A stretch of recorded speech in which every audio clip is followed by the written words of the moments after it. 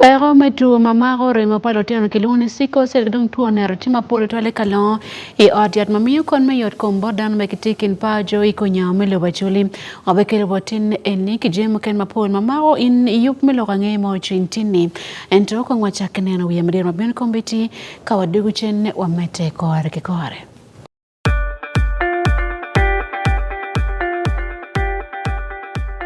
At least the one thing for now we can all agree on is the soap to use. He likes that it's big and lasts long. Anti-economy. I like that it keeps my skin smooth. Ate alina echovu. And the children like that. It smells amazing. Everyone is happy. Movit soap comes in 4 fantastic flavors. Movit family soap is truly soap for the whole family. Movit. All day confidence.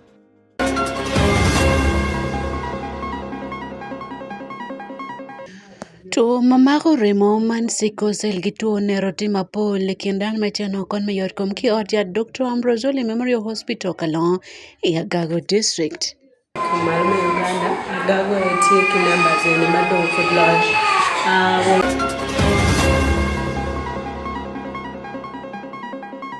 Tij Megedo Gankal Mayarua District Odumi Dong Chakatum Geru Machel Obutum or better termetich Idremia Chel Memoir any.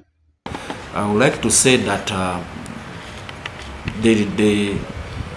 the structures at Rua District headquarters at Odumi.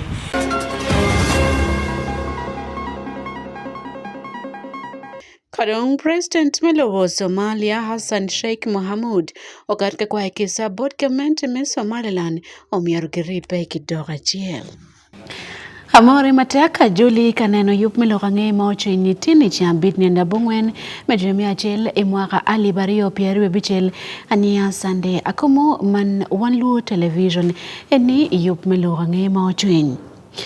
To mamago remo kiluni siko sel kidong tuo nero odogo duong orja Dr. Ambrosoli Memorial Hospital matika loya Gago District malupe ilok pa daktari makitika birumeno nginwa ni mon welo tiana mageno pera mantima pol magapim gen kar dakenoti kamiyo luor matek bo daktari me oyar kalon makamiyo konye bo dano magacher kono kar gikare la George pa Wan Luo television Jonisani uchakachon kili report matuti kompera metuore man siko sel kidong tuo nero kumlotian kilo dirmu kena mati kalon man Agago District en kele wa kombete. Tu chogo ka chel ki tu nero fudid matek total ikunyao melo bachole tutwale Agago District matika wek wilu daktari chung waro ingo mamior kitim melaro dano Alice Akelo daktar maneno lok metwo nere odiat kalon Agago District wajo bot Wan Luo TV ni pero man tie ka doko duong tutwale lutu makikelo gi kanungo kony odiat kalon welgi tilamal Kumalme Uganda, Agago etiki numbers in the madon for large. Kinerwa kitama wanao kede to ananitie piani down me chair taking age ikomu makele to anititwal picking mama me okumi yetero mane chapake mano chako cham so kapedo kimio inotero cham madroma ramo kongi well to elebeno kidong mi ario mabera perata tutwala yetu Ponkara katu maholatien lutien bedo gang nyururi ki lutien gang madon kikela tengang en katu ti konna mo ken da pe chama de marong no appetite so kala ten rio gang we ho madon kel ni no mo champe ko to mo chalo malaria to chalo to chado kidum to mkana mapapa maria konna Dr. Morris Okao Matie Medical Director Oriat Dr. Ambrosoli Memorial Hospital Kalon uterne parametu magi tidit malupe kiwel lutu magi bieno kanongo kony kunu. Now looking at malnutrition, we have a very big problem with malnutrition in Kalongo here. Actually starting from around June, July, August, we were having about 40 children admitted in the nutrition unit. The nutrition unit is a 10-bed capacity unit. But what happens is this, if you do not have the support from the teams that are coming together to train the healthcare workers to provide the commodities, then you fail to provide the nutrition services within the district. And of key to note is that Kalongo Hospital is the only hospital that provides both inpatient therapeutic care and outpatient therapeutic care. So we are receiving a lot of referrals, and most of the referrals, when they come in, they're really in a terrible state.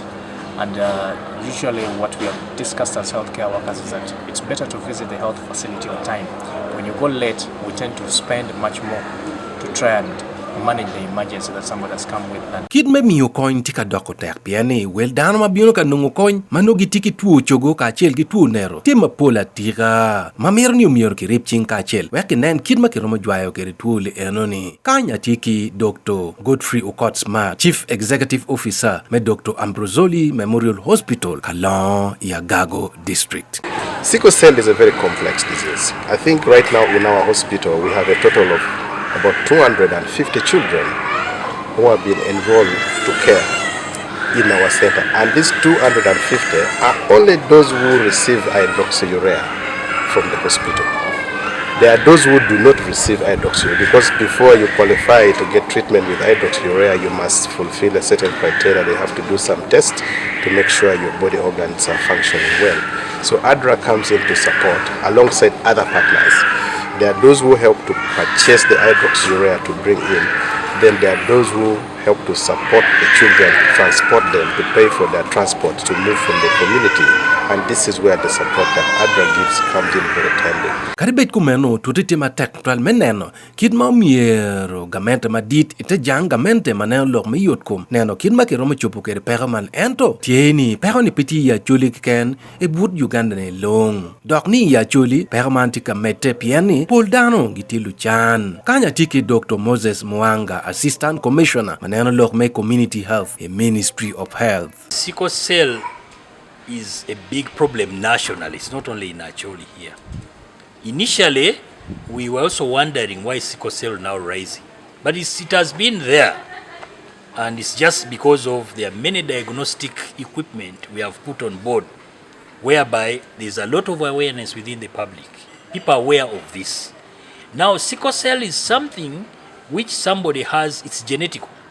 So if I'm a carrier, if I'm a sickler, and I'm advised, before I get a partner, how best can I choose my partner? If I choose to have a partner who is also a carrier, then chances are high that my offspring will have sickle cell. So I think a lot of pre-marital and preconception counseling should be promoted because we cannot stop the people who are genetically born with sickle cell as traits, as carriers. But we can prevent it. Pero malo diro waju ni, tidwong ikin piny ento, pe ya gago kiken, kani dano miero, gubet karoto yot kom gikare duchu, weki ripching, me jwayo tuo man ka chel. Pi Wan Luo TV, Joni Sani Ochaka Chon, Gago District. Hello range mo kelo yom jun bodana magiti ya Julon Village apere kira sub county ikabara maido district ayobero lokom yobotange mauripe marabike wiye kulmano paya ke yobo obera kelo pera malete lokom nongopi maleng meko pajo kedong bene mokene mamara on komen sa chel meka berman kilwak me area ne gunyor yom jun modo obokwan wagen ke pero menongoto mabil lokom mato pi mare pen pulkan gri wang pi kileyi dok no pol pi donge to mokinam kiyoga ma kodo pera maditi lokom yot kompadan makin gang makibero en ya Julon Village wanen lokom yupman kibola chot mamewa man maiko nye enti kabara maido district katikane ya perikira sub county jome adul me ajulon atia itala me abirabira eteme perikira district me kabara maido enati karachel kedayo mai yonge tangigi amoteru mwakini aramo balaka njilika moiko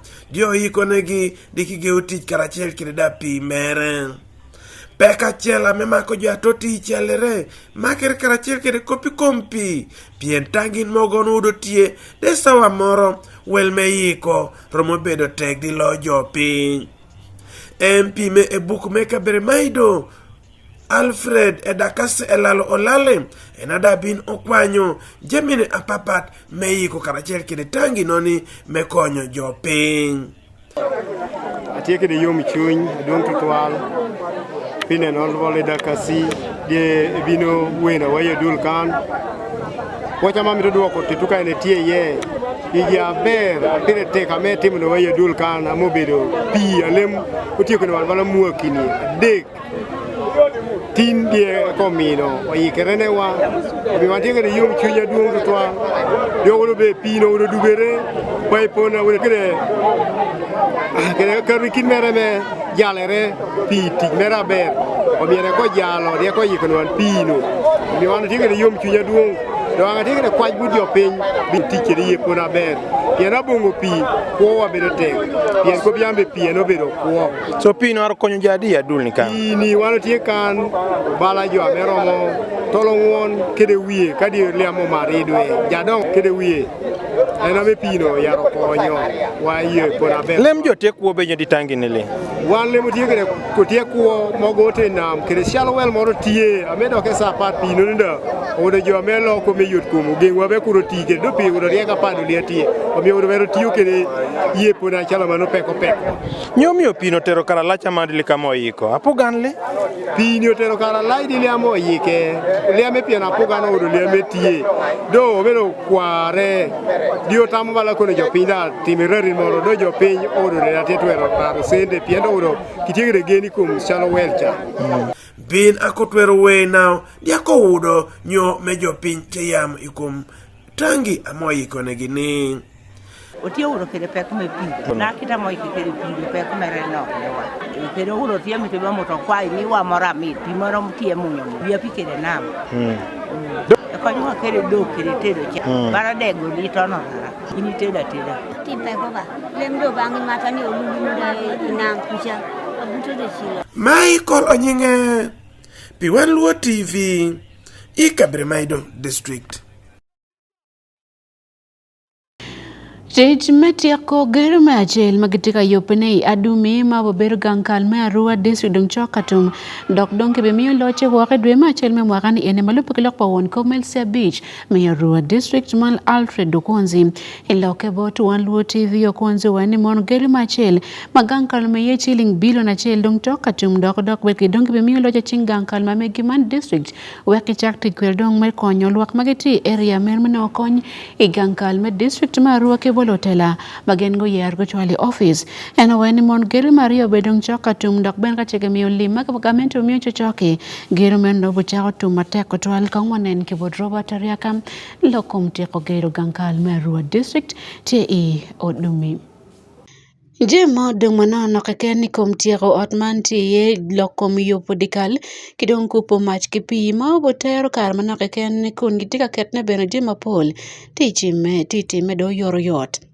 District Marua no chilling billion acheli kom chilling billion angwen mamete makibimiyo mwake mwakani mikoba gankal ni yaki ya Rua City mecheri ya Rua District gankal giti yodumi Ivora Town Council Akonko Commissioner gankal megamente mete daero man Emmanuel Letu Gabirwe owaini mono imwara mokate 2001 oyar yub megero man doko yor yodo chako time kama bene yub megero man tika waro yor mirgi time tiki chilling billion achele komen ke biti ke chilling million mia bor ke piara bichel megedo kono gero ma dule mokwo pechako neno kit mekopo lutichi La Martich man Link Investment Limited tika tikondo ke biagano mono bominyo kono kayor meti donke gero magi dujo kachotum malupe kilokpa ukwanzi.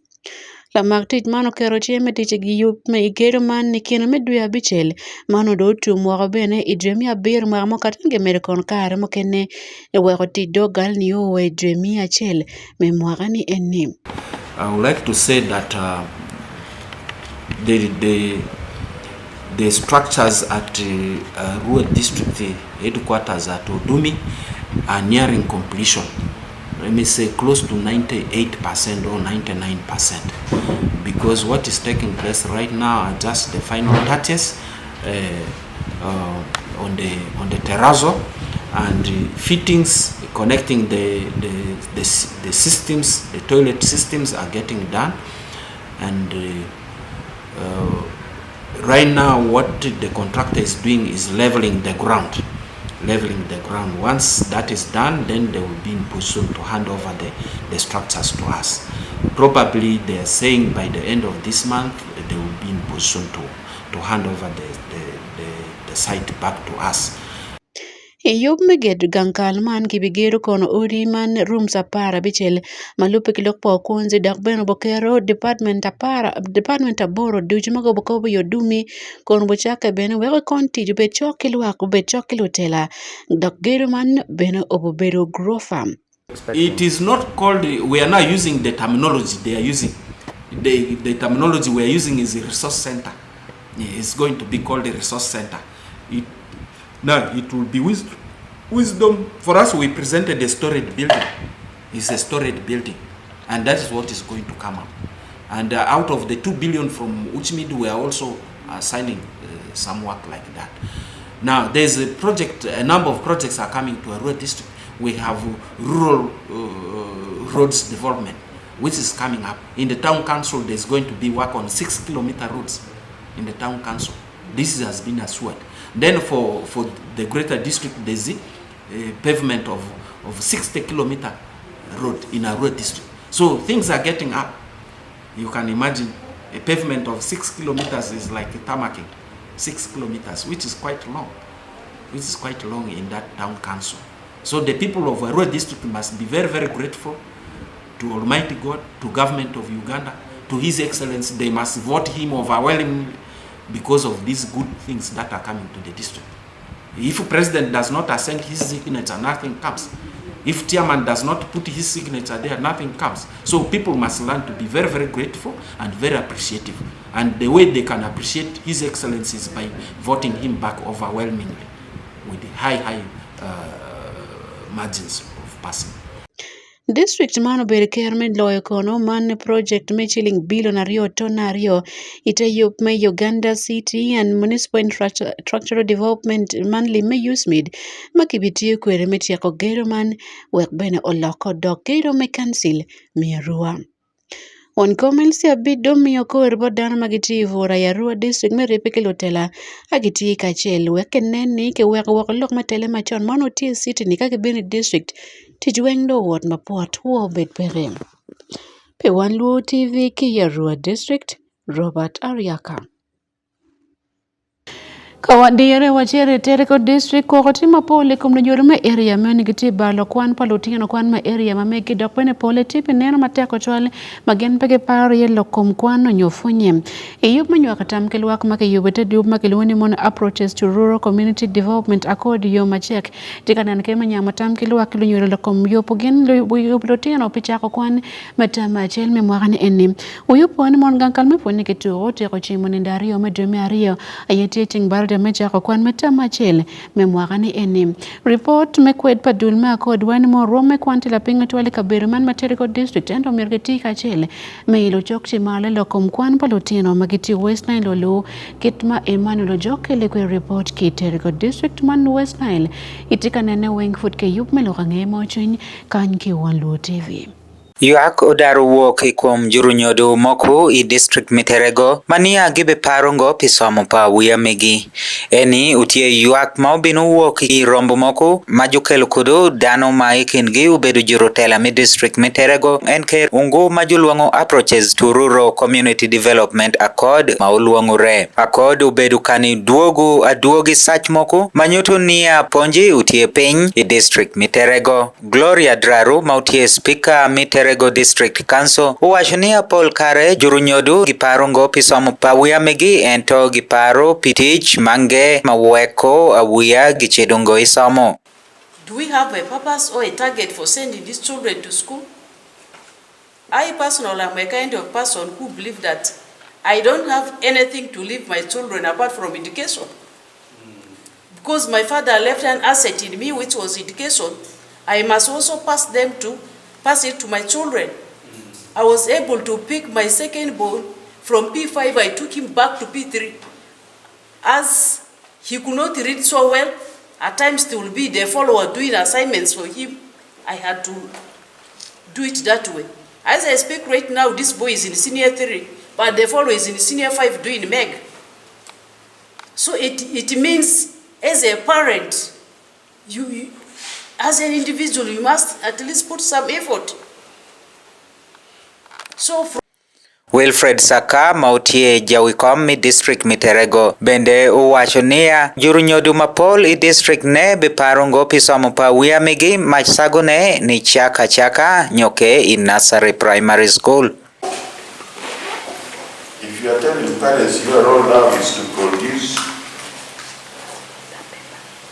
pack, give them lunch, children lunch to take, and yet you know government has not built a robust capacity to handle all the things, you are killing the society.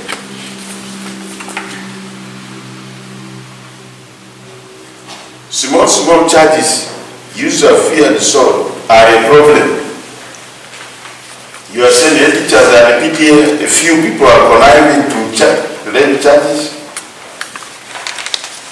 Enke juwe juponji mange giwechu bende kamae ikare mirombune ikitema gitie kanisendiri kudu man juponji mange be mitungo kanichi ponju.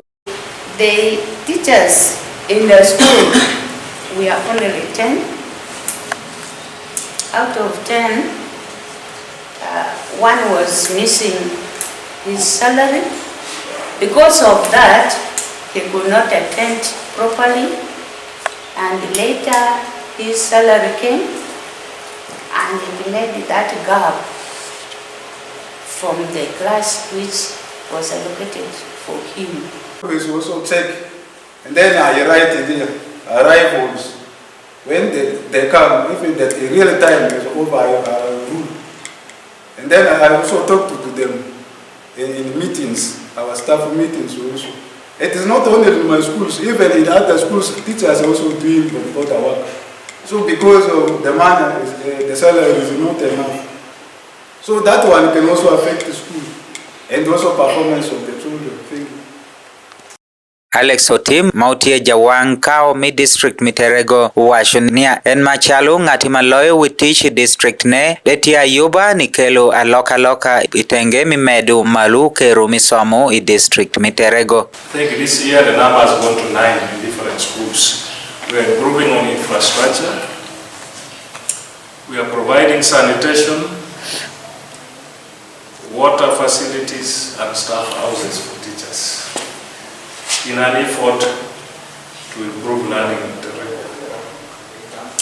We are also timely paying salaries. You had the DEO is saying he wants to rush to Arua.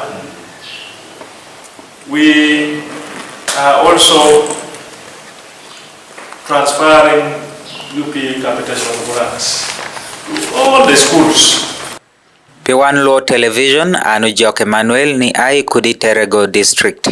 Hikama pat kikumalo melo Uganda dun melo ye lobo man Electoral Commission otio dong yara tie yume po jeme bolo kui maka yara nene machel yara district apaw ya rio makiti lobo Uganda man pe yupo dan kui maka bolo no chaka nenda paw ya bijme jeme machel makaman obo meti kwe retiera nyim man kono jeme bolo kui tie kartane bolo kui jeme ken mamete weng pe dan magiti kemene bolo kui pe kui lomo matika bino enda paw ya bich enim la choitu pa Wan Luo Television Fred Kajubi oberutie yup mayara te wot ne chwalo jame bolo kui mahoti migankal palunmayo ye mati Kampala man industrial area matiki report man kore kore.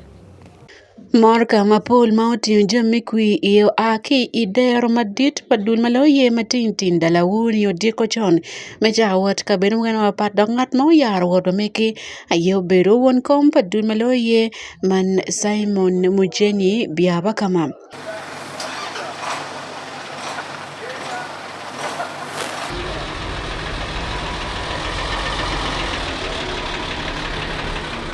Ki derman lo tit me commission ngo beka tit kono ko yor yototal menen ke ker ka chel kadan me bolo kui kidong jem ken mamet ne kono ker gi boje dule dulwe ki chak tero gi gaben mawapat matelo bo Uganda.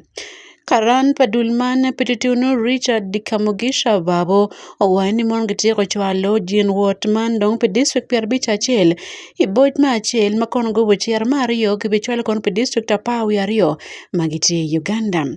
Eno wani mono bolo kui dako bochaka dakimir jeme bolo kui weombe tie dongi ninda pa medremi achili mwakamani wek bolo kui owot mafot tikmon.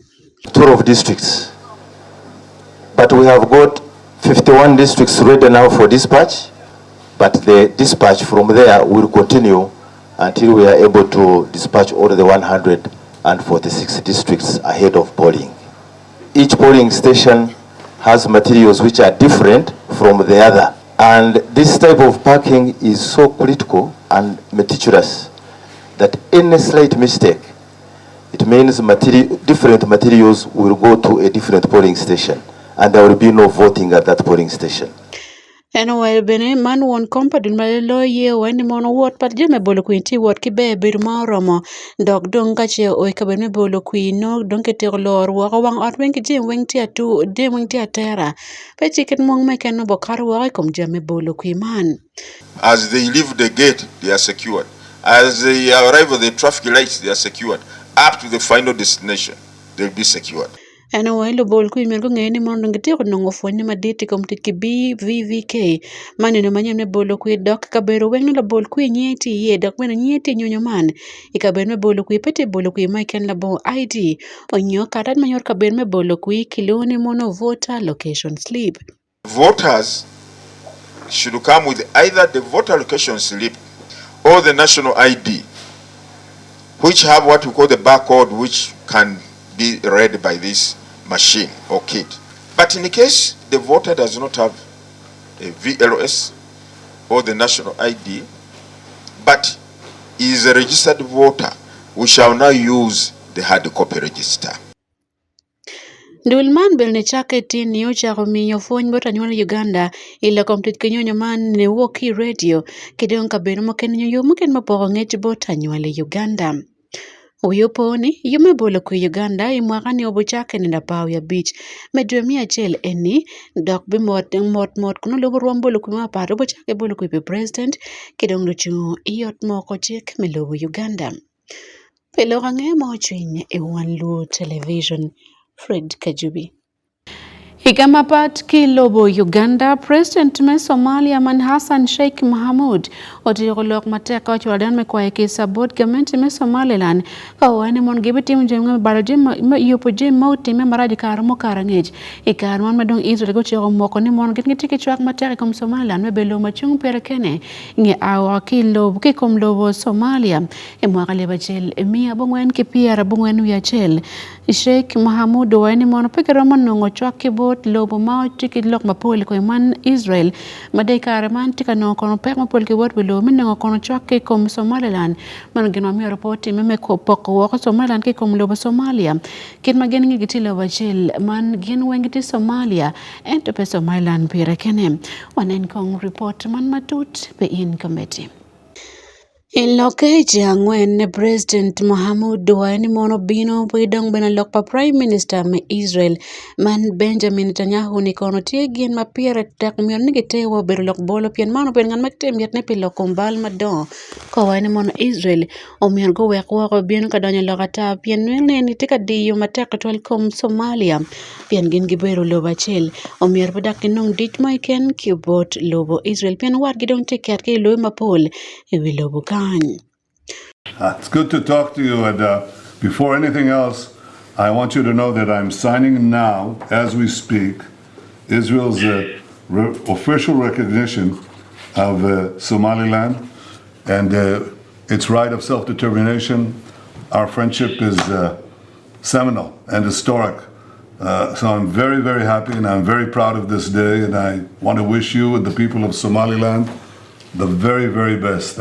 President me Somalia owani mono lokpa Israel ni donge poi kom Somalia ni obero lo machung pier kende gen ma pier teko tol merke weko beten piani obokelo bora ka bene kero wako beber matie ikin gen Somalia. Eno wani mono tim kingaj matek ni mono Israel teke yub kono med kopa dano makiti Palestine ya ki Gaza metera Somaliland ki bene ketka ola pa dul mongi ka beru meno gen meno wani mono tuwala bara wako beru pa kuichi dong man itung Africa ka chel ki the Red Sea. President Beno wani mono kwache tima dit ni mono luak mai Somaliland omergo chak weka wakatampa Israel ka ben go chek ni mono kinen kitmed loka achel wek Somaliland kidong Somalia go loke go dok lobo achel. En petian me achiel ma President Mahamud tika lokwere ilokom Israel edwe mokati Mahamud wani mono Israel oberlo mone palo yeme din Islam doko lego bene luak mai Somaliland me gwako bera goni ke bene bero pagien pige ken gile bon ket jenge mai ken kono kenen ket metit kachel weke ribwat kianywali Somalia duju Somaliland ki Somalia kula ko doklo bachel ket mauno beru kwere mauno food pia mwakali bachel mia bungen ke piar ngani achel okelo tele keda pora ma orinyo watene pe Wan Luo television loga ngiye mochwiny ania sande Akumu.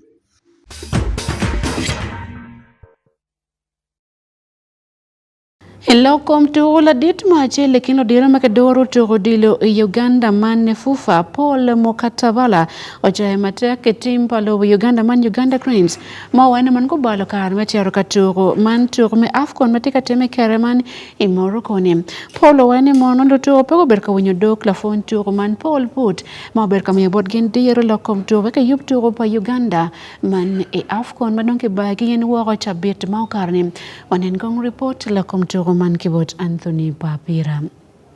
La dit malo we turu national team mane fufa la dit Paul Mokatabala o chaya wili turu mi Uganda national team pia ne gien gubergi tuan la nyuen total ikar mi turu African Cup of Nation inoeni mano dong ni na manok total mi charka turu man do turu gubergi jemo mate kon gi waini chike magi chiko gi ni gien gibi no dola ali papai kom ngara chira chel ingi karo mi chara nyimi turu man mi African Cup of Nation chike meno gamete po chobo gieno kwaro training o pia ne kadong ni pegi lubu chikeman tien lokeni kamien gi mete ke turu chikemu kane dong bane pegi be mete ke chopo ne chu wako gin pegi ramo mete ke timu training Mokatabala o chayo team man pa national team nyupa Uganda Cranes pe mete timu training pe yope man wako turu ma Uganda chara turu ke Tunisia ugo Uganda merela wachel gola dek ikoma chel en kitu nano kere wani chara pa Uganda Morocco ni udiu kile mono ni uberu disaster ingoma gen gi nano kit me yope man ento dong yup madong time dit ene me yope pe jolo turu mukane mi African Cup of Nation mi mwagali bario kipiru bero ma Uganda Kenya kachil ki Tanzania ene notika jolo ne